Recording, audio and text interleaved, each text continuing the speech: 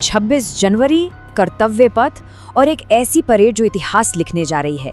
जरा कल्पना कीजिए, इस बार मुख्य अतिथि की कुर्सी पर कोई एक प्रेसिडेंट या प्राइम मिनिस्टर नहीं, बल्कि पूरा का पूरा एक महाद्वीप बैठने वाला है। जी हाँ, आपने बिल्कुल सही सुना।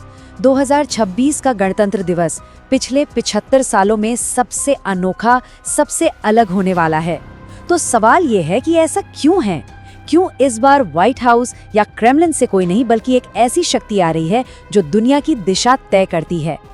और इस पूरे जश्न की थीम एक ऐसा गीत क्यों है जो आज से 150 साल पहले लिखा गया था? आज हम 2026 के गणतंत्र दिवस के पीछे छिपे इन सभी रणनीतिक और भावनात्मक रहस्यों से पर्दा उठाएंगे। चलिए शुरू करते हैं। तो सबसे पहला और सबसे बड़ा सवाल, आखिर इस बार हमारे मुख्य अतिथि हैं कौन? इसका जवाब भारत के एक बहुत ही साहसिक और दूरदर्शी कदम में छिपा है। देखिए, अब तक क्या होता था, हम किसी एक देश के नेता को बुलाते थे जिससे भारत और उस देश के बीच रिश्ते मजबूत होते थे। लेकिन 2026 में भारत ने पूरा खेल ही बदल दिया है। इस बार किसी एक देश को नहीं, बल्कि एक पूरे पावर ब्लॉक को न्योता भेजा गया है। तो ये मेहमान है उर्सुला वॉन डर लेyen, जो यूरोपियन कमीशन की प्रेसिडेंट है, और एंटोनियो कोस्टा, जो यूरोपियन काउंसिल के प्रेसिडेंट हैं। आसान शब्दों में कहें तो ये दोनों मिलकर पूरे यूरोप का प्रतिनिधित्व करते हैं। तो ये पावर ब्लॉक आखिर है क्या? समझिए, ये देशों का एक ऐसा समूह है जो दुनिया की राजनीति और अर्थव्यवस्था में एक अकेली ताकत के तौर पर काम करता है, जैसा कि यूरोपियन यूनियन। भारत का ये कदम दुनिया को एक सीधा संदेश देता है कि अब हम एक एक देश से नहीं, बल्कि पूरे पूरे महाद्वीपों से बराबरी की बात करते हैं। लेकिन इतना बड़ा कदम क्यों? इसके पीछे छिपा है भारत का असली मास्टर स्ट्रोक। वजह है भारत और यूरोपियन यूनियन के बीच होने वाली एक ऐतिहासिक फ्री ट्रेड एग्रीमेंट, यानी एक बहुत बड़ी व्यापार संधि। तो इस डील का हमारे आपके लिए क्या मतलब है? पहला, भारत में बना सामान बिना भारी टैक्स के सीधे यूरोप के बाजारों में बिकेगा। दूसरा, यूरोप की एडवांस्ड टेक्नोलॉजी आसानी से भारत आएगी। लेकिन इन सब से ऊपर एक और चीज है, एक संदेश। और वो संदेश ये है कि अब भारत दुनिया की टेबल पर किसी के सामने नहीं, बल्कि सबके बराबर बैठता है। तो ये तो हुई रणनीति की बात।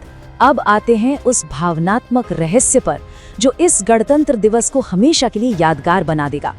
साल 2026 की परेड की थीम है वंदे मातरम। लेकिन सवाल ये है, यही क्यों?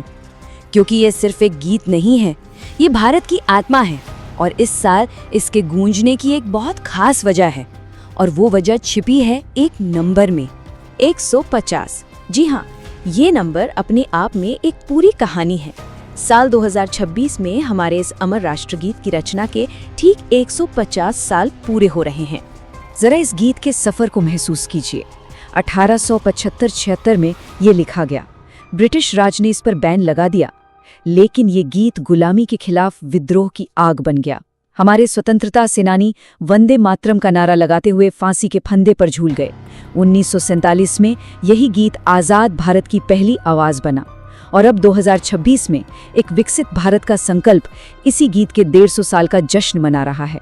तो हमने रणनीति समझी, भावना को महसूस किया। अब देखते हैं कि कर्तव्य पथ पर आत्मनिर्भर भारत की शक्ति का प्रदर्शन असल में दिखेगा कैसे। इस बार परेड में कुछ बहुत खास होने वाला है। हो सकता है कि पहली बार लद्दाख के 2 कुबड़ वाले ऊंट परेड में शामिल हों। साथ ही दुनिया हमारे मेड इन इंडिया हथियारों का शानदार प्रदर्शन देखेगी। और सबसे बड़ी बात, परेड का नेतृत्व करेंगी हमारे नारी शक्ति की टुकड़ियां, जो नए और बुलंद भारत की तस्वीर पेश करेंगी। तो आखिर में इन सब टुकड़ों को जोड़कर पूरी तस्वीर क्या बनती है? 26 जनवरी 2026 दुनिया को क्या संदेश दे रहा है? ये दिन दुनिया को एक नहीं, बल्कि 2 बहुत गहरे संदेश दे रहा है। पहला, रणनीतिक संदेश कि जो देश कभी एक कॉलोनी था, आज वो दुनिया की सबसे बड़ी शक्तियों में से एक को बराबरी के दर्जे पर मेहमान बुलाता है।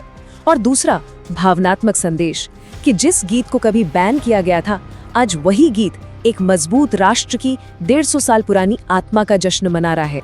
ये सब देखने और समझने के बाद एक सवाल मन में आता है, एक उभरती हुई वैश्विक शक्ति के रूप में भारत का अगला बड़ा लक्ष्य क्या होना चाहिए? अपने विचार नीचे कमेंट्स में जरूर बताइएगा और जय हिंद लिखना मत भूलिएगा। आपका हर एक जय हिंद हमारे देश के गौरव को और बढ़ाता है। वंदे मातरम। अगर आज की ये रोशनी आपको सही लगी हो तो इस सफर में हमारे साथ बने रहिए। Subscribe and join the path of life.